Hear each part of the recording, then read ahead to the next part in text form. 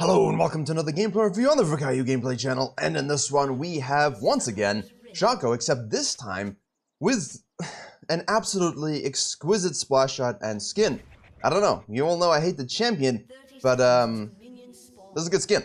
So, we're going to have a look today. If you mind me a second, I just want to make sure we zoom out a little bit, because looking so closely at this champion has proven to make you worse of a player.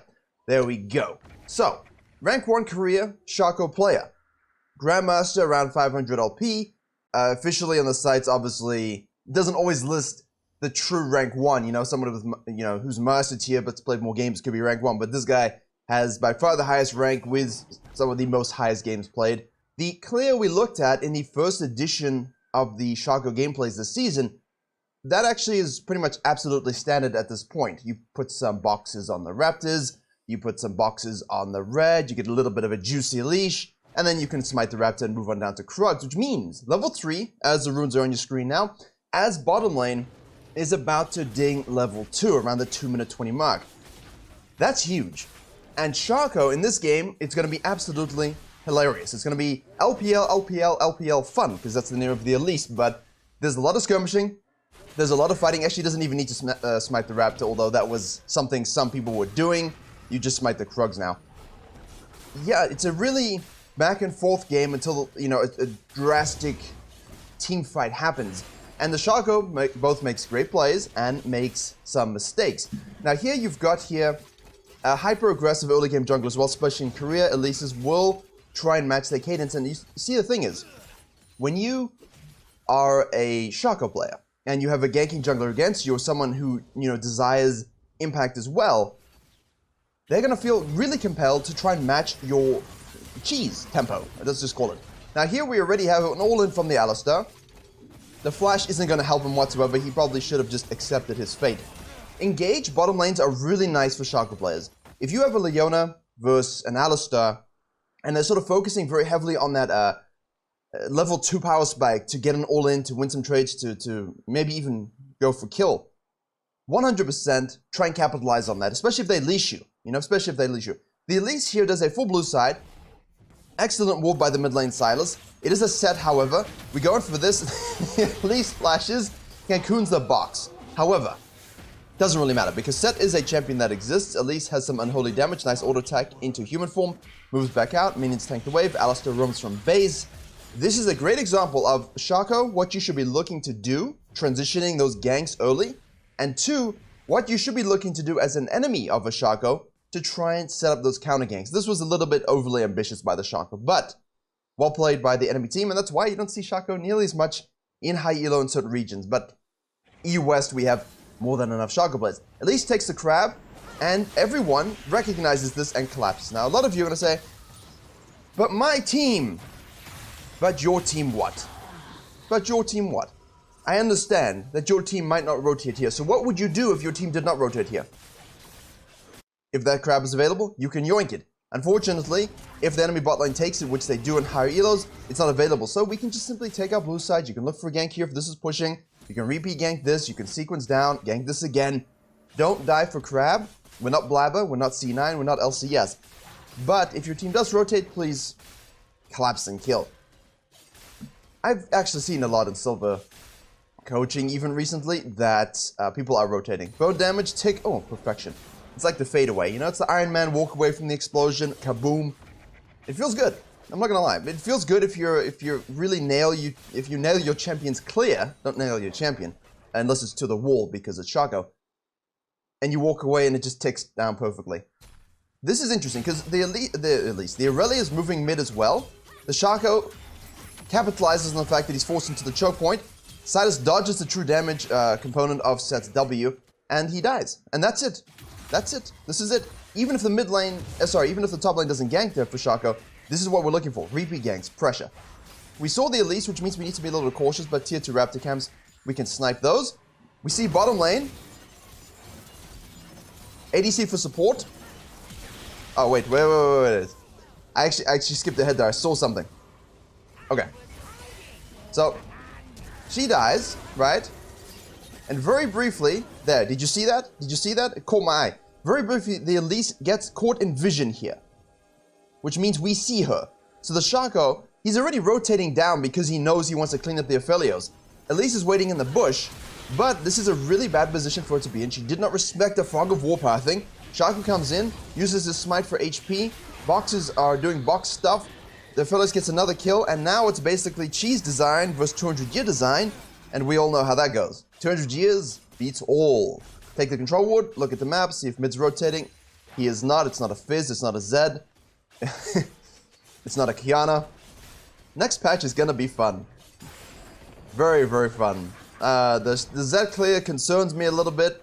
The Kiana is gonna be my ban, I think. I'm gonna let the SHACO exist. I think.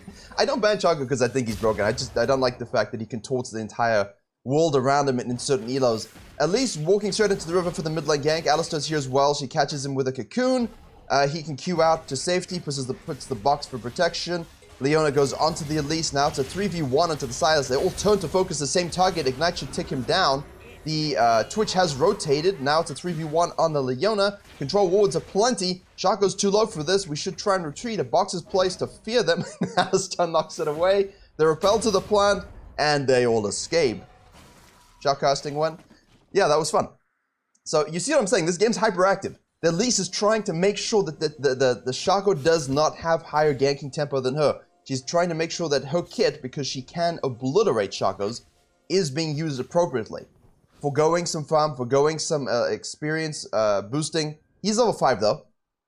We saw her. Bottom lane. Bottom lane. Ah, wait. Wait. Now Elise is like, I regret my life decisions. This is not where you want to be. Cue the cheesy music where you say, oh, you're wondering how I got here, which at this point has been so tortured it's no longer funny, but in that case you could probably make a TikTok about it. Yeah, that's great by the bottom lane. If you know you can do this as a bottom lane and you go for it, that's great, but honestly, I'm not... Leona's still very strong, and I'm more of a, you know, I'm a Zyra gamer. I play Senna. In these situations, I'm playing back a little bit, and if I see the Elise there, and I don't win the 2v2, I'm just out. But that's a great rotation once again by the SHACO, not letting the Elise get away with it. She's died 3 times to his 1. Alistar and the Elise show up, so this is not a dragon we want to take. Our bot lane has reset. Mid lane, we could gank, but Set's going to move on down, most likely ward here or so. We know that the Alistar and Elise are in the area. That's not a time to gank. That's not a time to gank.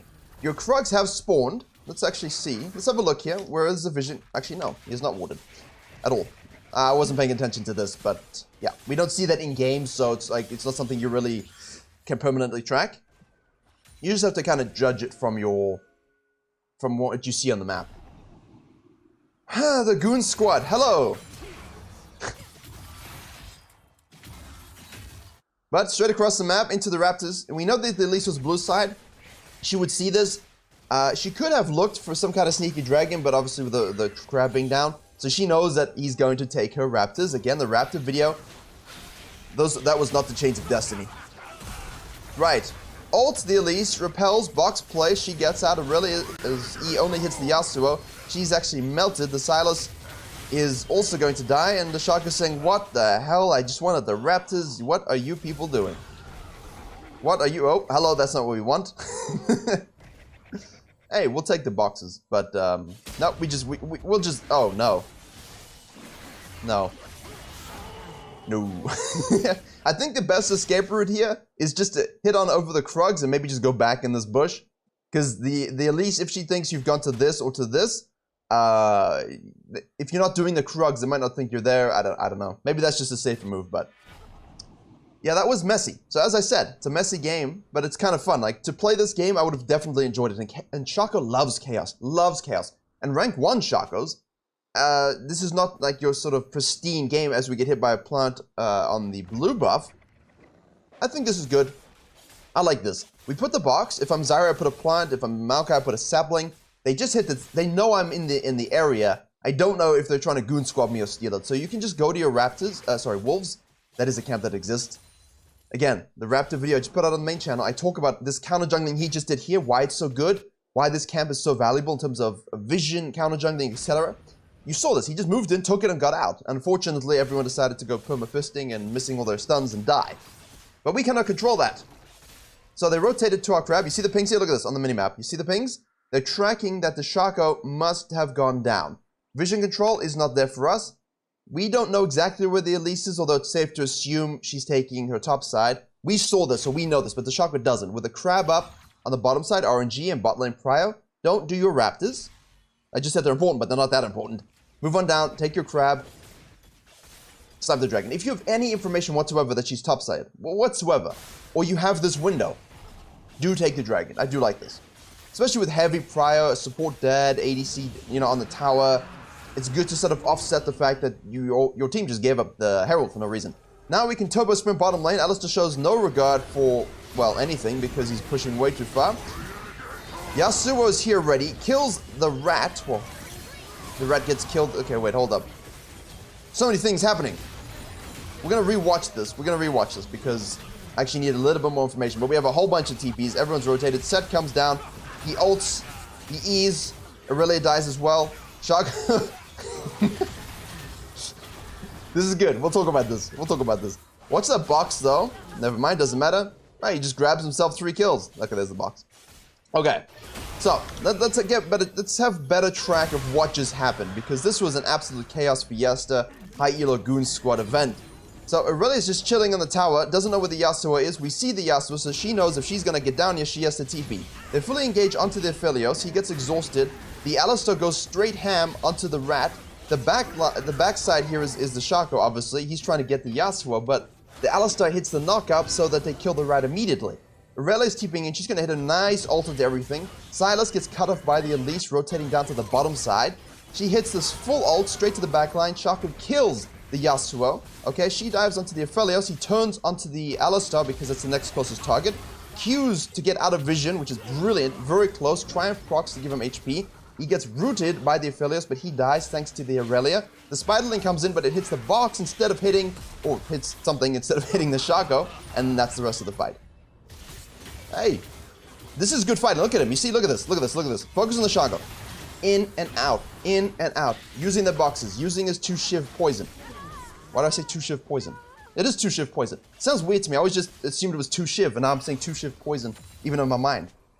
Have I been making too many SHACO videos? This is the 3rd one, right? This is the 3rd one?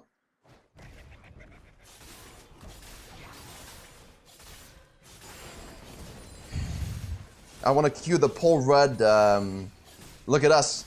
Look at us, chat. Oh, comment section. Look at us. Look at us doing SHACO videos. Okay, Krugs are secured. Alistar's on the top side. They've moved around. This wave seems to be, you know, left alone. No one's going to be taking this plate. Sylas is moving bottom lane, but he is 1-3-4. So I think we'll take it. Aurelia dies to the Yasuo. Aurelia should be able to. She's basically an assassin. Yeah, here we go. Aftershock assassinations. Yep, hold that bottom wave. That's fine. The rat goes in. He has Blade of the Rune King completed. Interesting. I'm not sure on the new meta for Twitch builds, but I guess in this situation, one could argue the Perma Alistar set deserves a little bit of Blade of the Rune King. Now, this is important. Straight to mid lane. Now, I said now twice, but yeah, I was gonna say straight to mid lane is good, but don't do a Kha'Zix. You know, like this is Silver Kha'Zix effect. You run in and to 3 people and you die.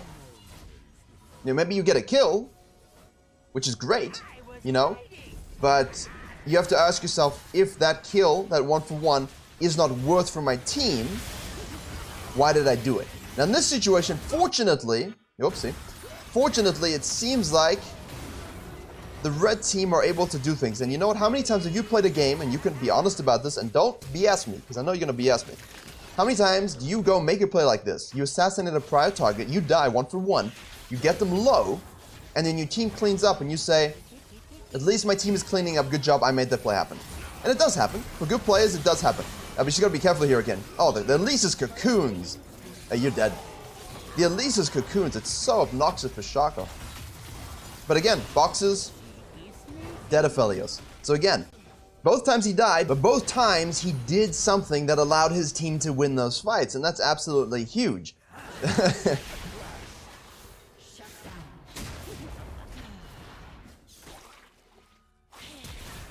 I don't know why you would stay for the plans. Why would you not just run away? I know she's trying to... but the Twitch is gonna get her because the poison. Triumph. Wait. No cocoon. No cocoon. No cocoon. Okay. So that was ambitious. But now look at this. So 20 minutes into... 28... We're 14 minutes into the game. But we have 20 kills apiece and 28,000 gold apiece. 400 gold lead for the red team. It's equal. It's been chaotic. They've been rotating. They have not been able to farm, but SHACO enjoys this. I don't know what he's doing. This is a very, very cheeky ward. Obviously, you can just headbutt.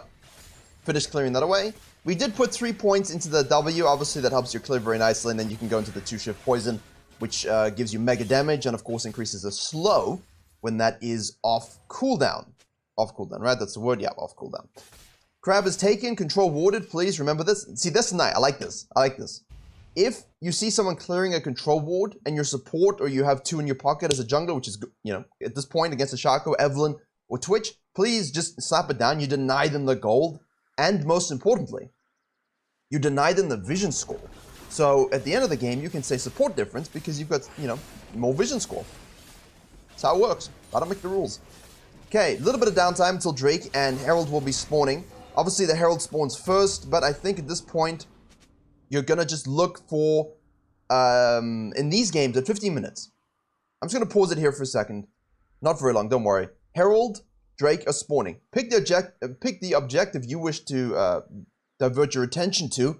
Look at the nature of the waves. If you lose the fight, what happens? If you lose the dragon, what happens? If you win the fight, win the dragon, what happens? So in this stage, if you both want to go for the dragon and you feel comfortable that your team is in its prime, then go for that fight and try and win it. You just have to do it properly.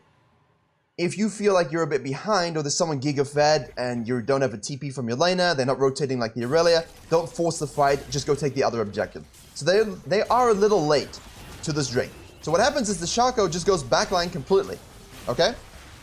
He's going to try and get rid of the Elise, which means no smite, which means they can't really coin flip it. At the same time, they just turn to fight. The set E once again does a lot of damage. He goes Q camo there. Fox is doing so much work. He just forced him into a chokehold. He just absolutely forced him into a chokehold. Really nice. Ooh! He just Q'd the Q. Swish. Beautifully done. That's it. You guys want to see it again? Okay, we'll see. Say no more. This is great team fighting, though. And this is very important. It's not always... A lot of people will be sucked in. Be honest with yourselves once again. Don't lie to me. You guys might be sucked in to try and go for the Aphelios, knowing he has Cleanse Flash. If you're timing this in chat, which you should be, Set will E you. Cow will moo you. Elise will cocoon you. Sadness. If you know she's in this bush, or she's approaching, or you don't know exactly where she is in terms of backline, if she was dead, you're timing the back timers, look to get a good flank. This is so good. Alright, prior target. Leona hits the ult as well, which makes it much easier. We use our ignite. She dies. And now, you've got a beautiful fight. The Aphelios is forced into the chokehold. The clone dies and springs 1,000 boxes of Jack in the Boxes in pain. And it's just easy to focus the next person in front of you. Use your mobility, as he did there. Hopefully you saw it. I clicked on a relay by mistake. To avoid CC, to avoid stuns, move in and out. Beautifully done. Beautifully done. This is how you take control of games. I actually have my window open. Bird flew by and distracted me. I faced 3 quintops the other day, so maybe that's just my PTSD. No, I didn't win. my top lane, I didn't want to win. Sad. Then I was support too, so I got ganked by it. Anyway. Take the tower if you can. Retreat to base. No, we know the next objective will be Al Barron in 2.5 minutes. But there's nothing else really to fight for. Silas is split pushing. I would be pinging my brains out to make sure he doesn't die to any potential flanks, just in case you don't know where Elise is and so on. The Leona ults, it seems, for no particular reason, but the SHACO rotates. Cow goes in. Here we go. And look at this, look at this, look at this. Dead Aphelios, I hope. Now, there you go, there you go. And now he's being chased by the Elise, okay? Aurelia is able to clean up, again, reposition with Q, put the W to absorb the Spiderling. It's brilliant team fighting. He's making this team fighting because what good is that engage? What good is that engage at all? When your damage dealer, the Aphelios, is so focused on, you know, killing it.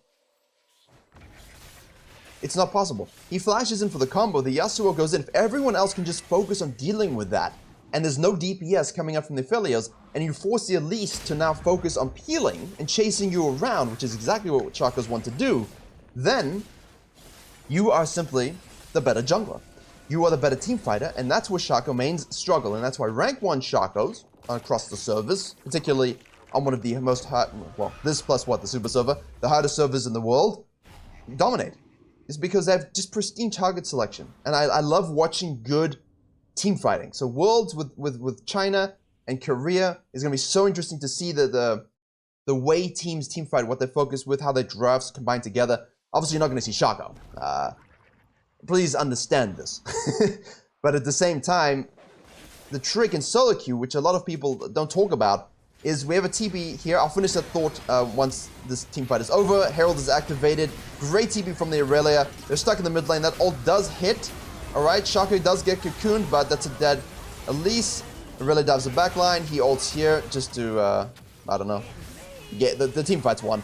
He made this game. The SHACO made this game. 10-4-11. He made this game. This is all the SHACO's doing. All the SHACO's doing. So, just to finish that previous thought, it's a 19-minute game, but it really feels like it's significantly longer than a 19-minute game. It was intense, it was chaotic, and honestly, you just have to be the better team fighter in these situations. Use your lead appropriately, and okay, I didn't know he did that. That's interesting. But yes, in bronze, silver, gold, even low diamond, they're like, well, you need AP, well, you need a tank, well, you need XYZ. Just dissecting what the team comp wants to do in terms of the enemy, as well as what your team comp wants to do, and how to play around it. That is the brains of team fighting in solo, because you're not going to get good drafts. You're going to get just random stuff. Learning how to play around it is one of the best skills you can learn. It's one of the best skills you can learn if you want to carry, especially in the 15 to 35 minute mark, when crucial games can be won, you know, even if you're winning or losing on gold lead. So pay attention to your team fighting. Hopefully you enjoyed this Toby Dream Ditch rank 1 Korea SHACO gameplay. I'll be back with you next week. Hopefully more videos, both channels. Yeah, thank you very much for watching. Please do like, share, and comment if you did enjoy and learn something. Keep those beards trimmed, fresh, and combed. And as always, I will see you all in the next tutorial.